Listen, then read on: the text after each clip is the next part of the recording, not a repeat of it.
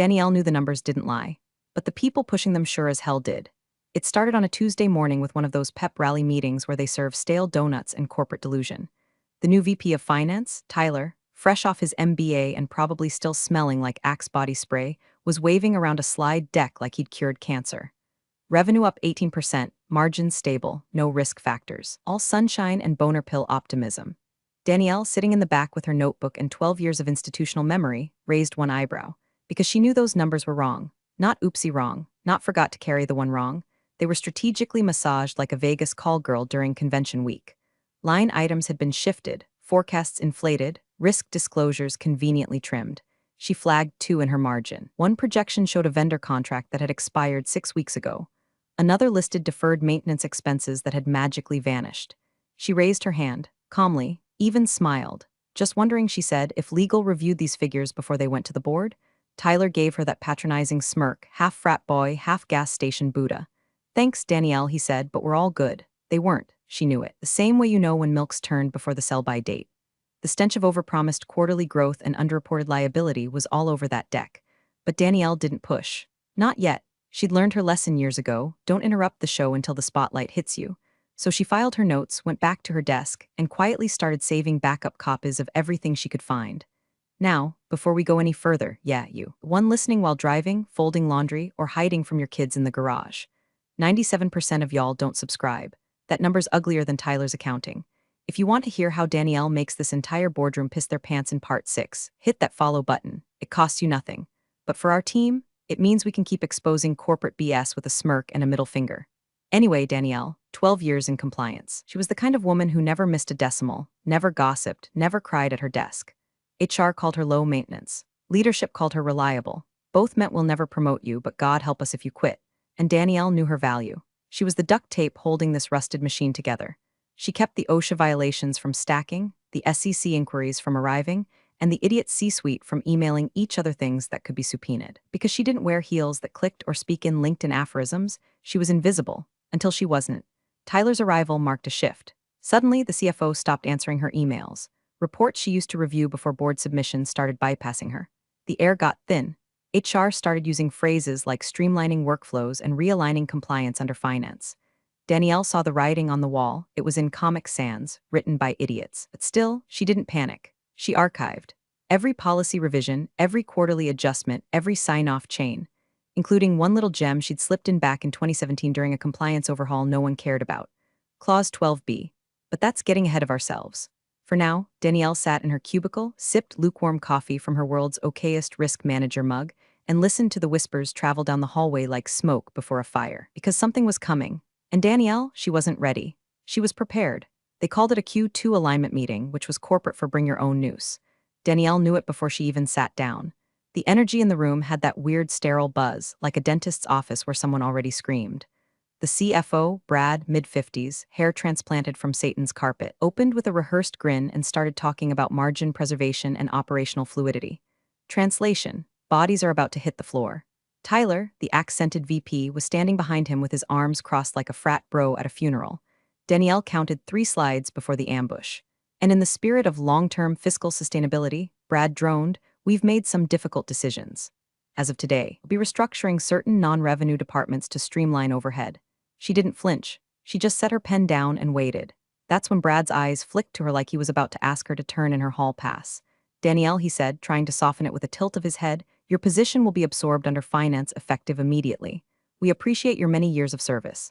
Absorbed, she repeated, like she was taste-testing the word for poison. "Yes," he said, "you'll be provided with an offboarding packet and assistance in the transition." She blinked once. "Is there a severance?" That question stopped the room cold. The company's in-house lawyer, Rick, buttoned down half undone like he got dressed in the dark and ran on smugness alone, actually laughed. Not politely, not awkwardly. A real, chesty chuckle like someone had told him women could vote. "Oh, Danielle," he said, shaking his head like she'd asked for a unicorn. "No woman negotiates severance here." There it was, the sentence. The one that would echo in Danielle's skull like a shotgun blast in a church. She said nothing. Not to Rick, not to Brad, not to Tyler, who couldn't make eye contact. She just looked down at the notebook in her lap, still open to her margin notes from the last board report, and quietly closed it. HR showed up 3 minutes later with a manila envelope and a security badge already deactivated. A younger woman named Laura mumbled something about next steps while offering Danielle a cardboard box and the world's most insincere smile. Let us know if you need help carrying anything. Danielle didn't answer. She packed slowly, intentionally, removed her diplomas from the wall, unpinned a faded sticky note that said check clause 12B may need it someday, slid it into her purse like a loaded round. They didn't even offer a handshake. She walked out under flickering fluorescent lights, past the display case of dusty corporate awards, past the break room where someone had already taken her mug. The world kept spinning like she hadn't just been erased. But beneath the silence, her fury curled its fingers around her throat like a hot wire. Not loud, not messy, just tight enough to focus her breathing. They thought she'd fold. That's the thing about men like Brad and Rick and Tyler. They don't see women like Danielle until their whole foundation cracks open and swallows them. They think silence means surrender. They never imagine it means strategy. The first night, Danielle didn't cry. She just sat at her chipped formica kitchen table in sweatpants that still smelled like office carpet and stared at the severance packet, if you could even call 2 pages of vague HR jargon and a signature line a packet. It sat on the table like a dead animal. Next to it, a half-empty box of Franzia, a microwave burrito, and the kind of silence that hums just loud enough to remind you you're completely alone. She poured another glass, watched the wine dribble down like transmission fluid. Bitter, metallic, fitting. Her cat Midge jumped on the counter and knocked over a pen. Danielle didn't flinch. Maybe this was it. Maybe she was done. 12 years of being dependable, never missing a filing, cleaning up after every executive oopsie like some corporate janitor with a law degree. And for what? A cardboard box, a security escort, and a final insult that made her feel like she'd just been told to shut up and smile. She looked at the envelope again. Inside was a line, by signing, you agree to forfeit any and all claims related to your employment or termination. The legal equivalent of, take your crumbs and be grateful. She took a sip, stared at the condensation dripping down her glass. Her finger traced the water trail, mind drifting back to the old days. Back when no one gave a damn what compliance did, so she rebuilt it from scratch, quietly, thoroughly, and slipped in protections no one noticed because no one thought she mattered. And that's when it hit her. Clause 12B, she said it aloud, a whisper at first. Clause 12B. It had been a rainy Wednesday back in 17. The CFO at the time, before Brad was too busy golfing with auditors to review anything longer than a tweet. Danielle had restructured their entire risk policy that month. Tucked into the back pages of a 40-page document was a clause that triggered severance and triple back pay if a restructuring followed a material misstatement of financial projections. At the time, it was insurance. Nothing more. Now, it might be a noose for them. She set down her glass, walked to the living room, pulled out the battered fireproof box under her TV stand. Inside were 2 thumb drives labeled Archive and CYA. She plugged one into her laptop, fingers trembling. Memos, forecast versions, time-stamped Excel files, emails with track changes. Her heartbeat slowed. This wasn't hope. This was ammo, and she knew exactly who to call. She hadn't spoken to Marcy in over a year. Life, distance, the usual. But Marcy had been her roommate in law school, fierce, brilliant, the kind of woman who once cross-examined a campus cop for giving her a parking ticket. Now she was a partner at a boutique employment law firm that specialized in corporate screw-ups. Danielle didn't overthink it. She just dialed. Danielle Hartman, Marcy answered, voice sharp as ever. Please tell me you're calling for girls' weekend and not revenge. Danielle took a breath. Little bit of both, she said, but mostly revenge. She could hear Marcy's smirk. Me everything, and so Danielle did, slowly, carefully, file by file, phrase by phrase. And when she got to clause 12B, there was a pause, a long one. Send me the language, Marcy finally said, right now. Danielle did, and the next words Marcy spoke made the wine glass shake in her hand. Oh, honey, she said, this isn't a firecracker. It's a goddamn thermonuclear warhead, and you've been sitting on it for 7 years. Danielle looked at the severance envelope again, then picked it up and dropped it directly into the trash. Marcy called back the next morning before the sun was up. Danielle was in a robe, hair half-twisted, coffee cup clutched like a weapon. She hadn't slept, not really. Just drifted in and out, haunted by spreadsheets and the sound of Rick's laugh echoing in her skull like a jackhammer on linoleum. Clause 12B, Marcy said, skipping hello. I read it 5 times. Danielle, it's airtight. If their quarterly report contains anything even close to a misstatement, and you were restructured afterward, they owe you everything. Not just severance. We're talking back pay, damages, attorney's fees. Danielle didn't smile. Not yet. She just said, then let's begin. Marcy's voice dropped an octave. We'll do this clean. No press. No warning. Let's make them think you went quietly into that good HR night. And just like that, machine roared to life. Danielle pulled out every thumb drive, every encrypted zip file, every off-the-record memo she'd ever hoarded under the doctrine of cover your ass. It was like going through her own digital black box. She had audit trails, email threads, metadata so old it still referenced Windows 7. If someone so much as sneezed near a spreadsheet, Danielle had the timestamp. Marcy built a secure folder. organized everything by date, topic, executive signature. She was surgical, no fluff, no vengeance in tone, just hard evidence laced with quiet venom. They cross-referenced Danielle's termination date against the company's Q1 and Q2 earnings reports, flagged 4 discrepancies, 3 omitted disclosures, and 1 absolutely damning forecast note that had been accidentally revised post-filing. That one made Marcy say, Jesus. Danielle just sipped her coffee. Next came the legal chess moves. Marcy filed what she called a quiet signal, a formal inquiry delivered via courier, with the elegance of a razor in an envelope. No threats, just a precise legal question. In light of publicly adjusted earnings and the timeline of my client's termination, we request clarification on whether Clause 12B applies retroactively under your firm's current restructuring policy. Sent directly to the company's legal department. CC'd to the board. BCC'd to a friendly arbitration officer they knew had zero tolerance for corporate theater. Danielle's name wasn't on it. Not yet. And still, within 48 hours, they got their first response. A short, vague email from HR. We'd be happy to reopen discussions regarding Ms. Hartman's exit package. Perhaps we can find a resolution that benefits all parties. Translation, they knew something was coming. Marcy snorted when she read it. Brad and Rick just realized the bomb under their table is ticking. Danielle didn't answer. She was scrolling through her inbox from 6 months ago, hunting for a draft she remembered flagging. Found it. A CFO memo about growth forecasting where someone had commented, adjust language here, too risky to disclose debt restructuring. That memo had been signed by Rick. With his usual idiot flourish, looks good, send it up. Danielle saved it to the folder. She didn't feel triumphant. She felt clinical. Each file wasn't revenge, it was dissection. A cold, meticulous postmortem of how men in power had written her off because she didn't shout in meetings or swing her weight around with golf metaphors. She didn't need a driver. She had documentation. And now, with Marcy steering the ship and Clause 12B strapped to the mast like dynamite, Danielle stepped fully into the fight. Not loud, not public, but with terrifying precision. And not one of them had any clue what was coming. The first call came in at 9:13 a.m. on a Thursday. Danielle didn't answer. She was watching reruns of Chopped with a legal pad on her lap, jotting notes about timestamp chains while a guy in a bow tie tried to turn pickled squid into dessert. Her phone buzzed again. Then again. HR must have thought persistence was the same thing as leverage. They finally left a voicemail. Hi, Danielle. This is Trina from Employee Experience. We wanted to revisit your exit paperwork and explore some mutually beneficial solutions. If you're open to a short discussion, we'd love to click. Danielle forwarded it to Marcy with the subject line, "The dance begins." Marcy's reply came 20 minutes later. No small talk, no emojis. A 12-page memo, co-signed by 2 other attorneys, outlining their position with citations, precedent, and 3 subpoenas attached for financial disclosures, internal communications regarding Danielle's termination, and the revision logs of the last 3 quarterly reports. The cover letter was a masterpiece of legal snark. In the spirit of mutual benefit, we've enclosed documentation that may help clarify our standing. Danielle read it twice and smiled. It wasn't joy. It was something deeper, older, like the sound of ice cracking on a frozen lake. By noon, silence broke. A single text lit up her phone, unknown number, they're panicking. CFO said you had the nuke. She stared at the message, reread it once, twice, then typed back slowly. Danielle, who is this? Unknown number. You helped me fix my expense reports when Tyler wanted me to hide a vendor overage. I never forgot. Just be careful. They're calling lawyers. They're meeting late, like real late. Danielle exhaled, sat back, and finally let herself. Wasn't loud, more like a ghost escaping her throat. Because now she had something Rick, Brad, and every man in that boardroom would never understand.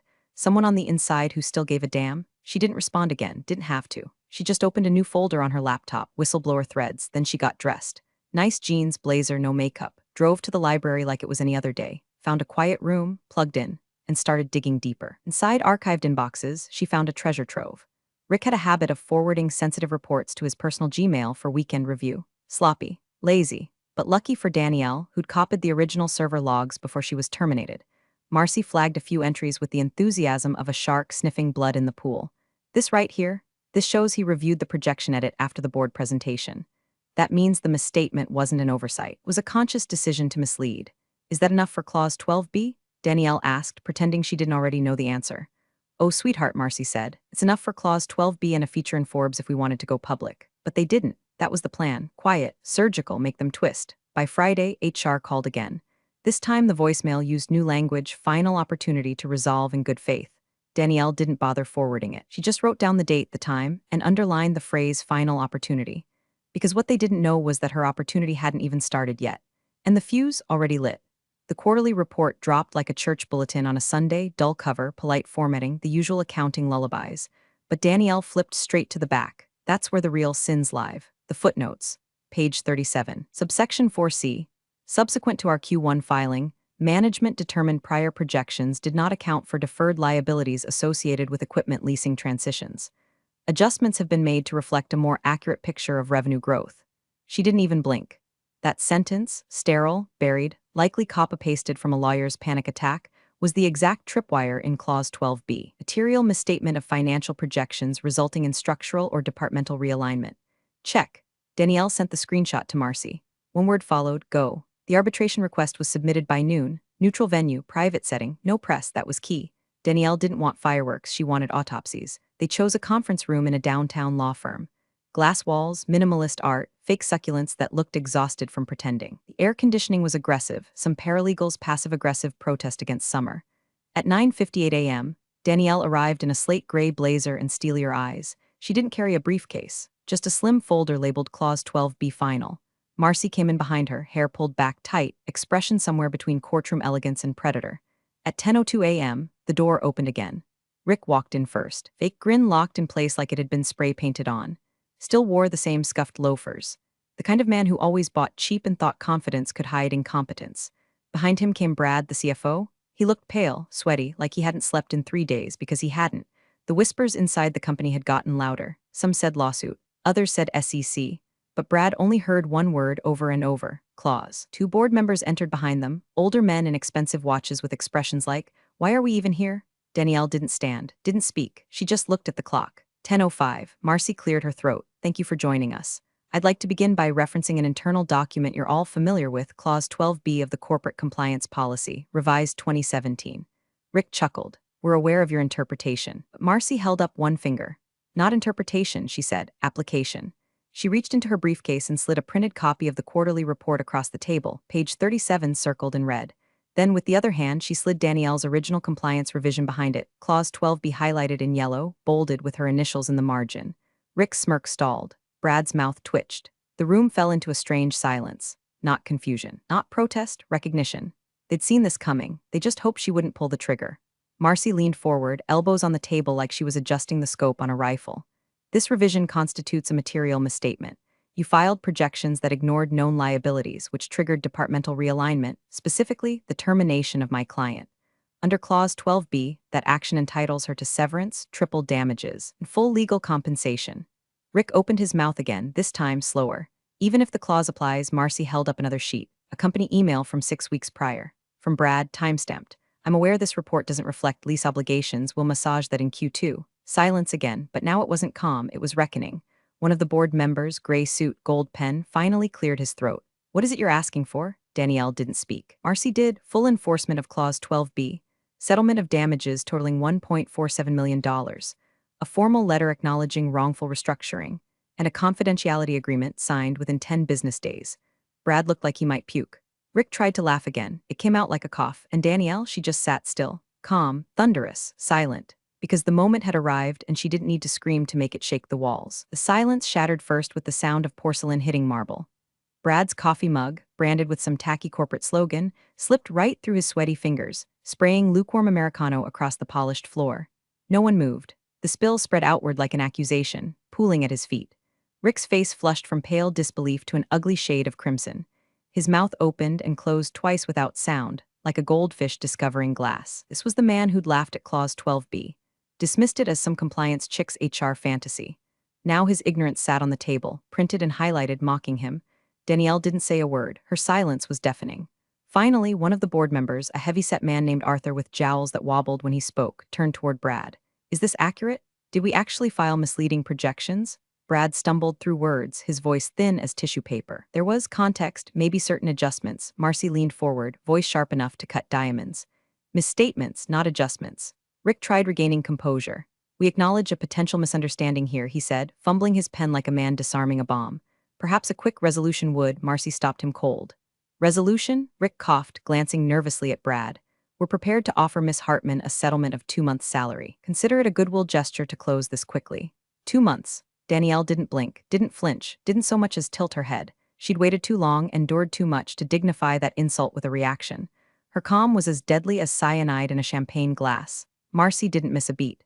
2 months' salary, she repeated slowly, tasting every word as though it were rotten fruit. Interesting offer. Clause 12b explicitly entitles my client to triple damages, retroactive back pay from the date of wrongful termination, attorney's fees, and a formal acknowledgement of wrongdoing. 2 months doesn't cover the ink on this filing. Arthur cleared his throat, face turning grim. Triple damages? Isn't that a bit aggressive? Marcy didn't blink. Your CFO's email shows deliberate intent to conceal liabilities. That's not aggressive, gentlemen, it's fraudulent. Was sweating now, a dark stain spreading beneath his armpits. Let's not get inflammatory. Marcy leaned back, steepling her fingers with an assassin's patience. I'm simply stating facts. Fraud has implications beyond financial damages. SEC exposure, class action vulnerabilities, shareholder lawsuits. Shall I continue? Danielle watched Brad's eyes dart around the room, hunting for escape. Rick's smirk was long gone, replaced with something far more satisfying. The other board member, younger and visibly annoyed, finally spoke. What's the number then? What does Miss Hartman need to make this disappear quietly? Marcy slid another sheet of paper across the table with clinical precision. 1.47 million, inclusive of attorney fees. Confidentiality signed immediately. Formal acknowledgement letter delivered by Friday. Arthur looked at Brad like he'd happily shove him off a cliff to end this. Brad sputtered. Need time to discuss? 48 hours, Marcy said, standing slowly and buttoning her blazer. Then we file publicly, with exhibits. The words dropped into the room like ice cubes into whiskey, heavy, sharp, final. Rick looked ill. Brad stared at his coffee puddle. Arthur pinched the bridge of his nose. Danielle remained utterly still. She knew exactly how this ended. They'd stall, they'd squirm, they'd threaten. And then, inevitably, they'd fold, because while she'd played chess, played checkers, carelessly, arrogantly, and badly. Marcy glanced once at Danielle, a flicker of triumph behind her polished professionalism. Danielle met her gaze and offered the faintest, quietest nod, because the game was already over. The board just didn't know it yet. Danielle knew they wouldn't surrender without one last ugly twist. Men like Brad and Rick didn't lose gracefully. They clawed at the edge even when the battle was already lost. So, when the phone calls slowed, the silence didn't fool her. It only sharpened her senses. She knew what came next, the waiting game. They'd drag out arbitration, stretching every deadline, filing meaningless motions, burying her team in stacks of deliberately useless documents. A classic corporate stall tactic, designed to exhaust her emotionally, financially, legally. They underestimated her patience. Then came the whispers. Marcy heard them first, calls from old colleagues. Professional gossip seeded like weeds in well-kept gardens. Rumors about Danielle's performance, anonymous HR leaks suggesting incompetence, compliance irregularities that conveniently surfaced only now. The smear campaign was subtle enough to seem credible, poisonous enough to spread quietly. Marcy was furious. Danielle was calm, because desperation smelled exactly like this. They're painting you as the disgruntled ex-employee, Marcy warned one morning, her voice edged with irritation. Classic narrative. Let them, Danielle said, voice steady as granite. We have clause 12b, they have gossip. She could feel their panic escalating through every stalled hearing, every request for additional review, every pathetic attempt to rewrite history. They thought silence meant surrender, thought her composure masked weakness. They couldn't fathom it was exactly the opposite, a carefully sharpened blade, ready to swing at the right moment. And then her phone buzzed one evening late, as rain streaked down her apartment windows. Another unknown number, short and cryptic. Check inbox, final gift, good luck. Danielle opened her laptop slowly, like unwrapping a fragile package. In her inbox was a forwarded email thread marked simply last nail, use carefully. Her heart rate didn't quicken. Her breathing stayed even. It was a detailed exchange, Brad, Rick, and Tyler discussing the quarterly report just before her termination. The subject line alone was damning. Revenue projections, urgent edits required. She scrolled slowly, meticulously, savoring each word of their incrimination. Brad, we can't submit these numbers without revision. We're exposed if anyone digs deeper. Rick, adjust where necessary. Board won't question it. Tyler, what about compliance? Brad, already handled. Danielle won't be an issue after Thursday. She exhaled softly, closed her eyes. Let the quiet fire burn through her, cold and pure. They had buried themselves, sentence by sentence, email by email. She forwarded it to Marcy with a single line, courtesy copy to SEC. Marcy's reply was instant, already drafting. By the next morning, the email thread, complete with a polite, anonymous tip, landed gently in the inbox of every board member, with a perfectly timed CC to the SEC's general tip line. Danielle waited. It didn't take long. Within hours, her phone lit up again, this time Marcy's voice rich with satisfaction. They've called an emergency board meeting. Tonight at 6. No postponements, no extensions, they're done. Danielle's reply was barely above a whisper, smooth and unhurried. Good. At 6:14 p.m., Marcy texted one last message. They folded. Settlement confirmed. CFO on indefinite leave. Lawyer terminated. Check tomorrow. Danielle read it twice. Then closed her laptop quietly, walked to her kitchen, poured herself a glass of wine, this time a bottle with a cork, no boxes tonight, and took a long, slow sip. Outside, the rain had stopped. The city lights blurred softly, glowing through the window pane. Danielle breathed deeply, letting the silent triumph fill her veins, settling into her bones, because victory didn't need fanfare or applause. Quiet was enough. The conference room was cold, sterile, and unbearably quiet. Danielle sat at the polished oak table, her expression unreadable, posture perfect, hands calmly folded in her lap. She wore her sharpest blazer, black tailored slacks, and the kind of subtle confidence that made men like Brad squirm uncomfortably in their overpriced chairs. Marcy sat beside her, folders neatly stacked, her pen poised like a surgeon's scalpel, ready for any last-minute objections. There weren't any. Across from them sat Arthur, looking decades older than he had weeks before, his eyes fixed wearily on the settlement papers laid out before him. Beside him, Brad was conspicuously absent, replaced by an empty chair and a sad, untouched bottle of water. Rick's chair was empty too. A small white envelope lay neatly in front of it, marked simply, "Termination, effective immediately." Arthur cleared his throat and glanced toward Danielle, avoiding her eyes. "We've agreed to your terms. All documentation has been prepared. We just need signatures." Danielle didn't move, didn't speak, she didn't even nod. Instead, Marcy picked up the pen, signing elegantly beneath the carefully typed words: triple damages, retroactive pay, full confidentiality, formal acknowledgement of wrongful restructuring. Each word was crisp, clean, and devastating.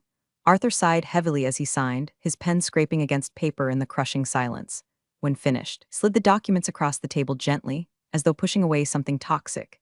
He finally looked Danielle in the eyes, briefly, apologetically, then turned away.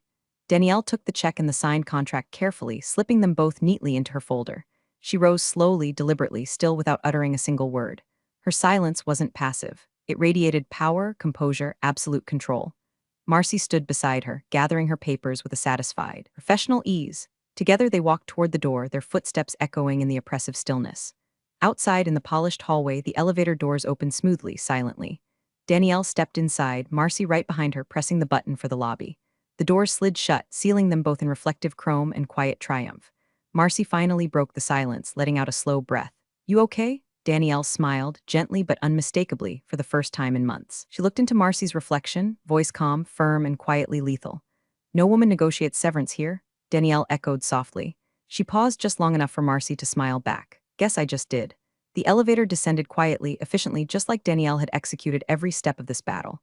When the doors opened, she stepped confidently into the bright, sunlit lobby, shoulders back, chin high, fully vindicated.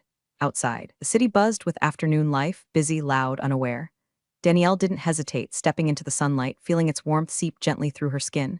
She didn't need applause, recognition, or even acknowledgement.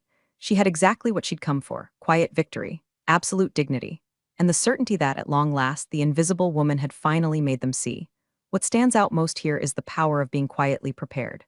Sometimes, the best revenge isn't explosive. It's silent, precise, and utterly irrefutable. True career justice often comes from a deep understanding of the system, patience, and the courage to let facts speak louder than fury. In the end, it's not about how loud you shout, but how well you play the game. Big thanks for watching, you sneaky seniors.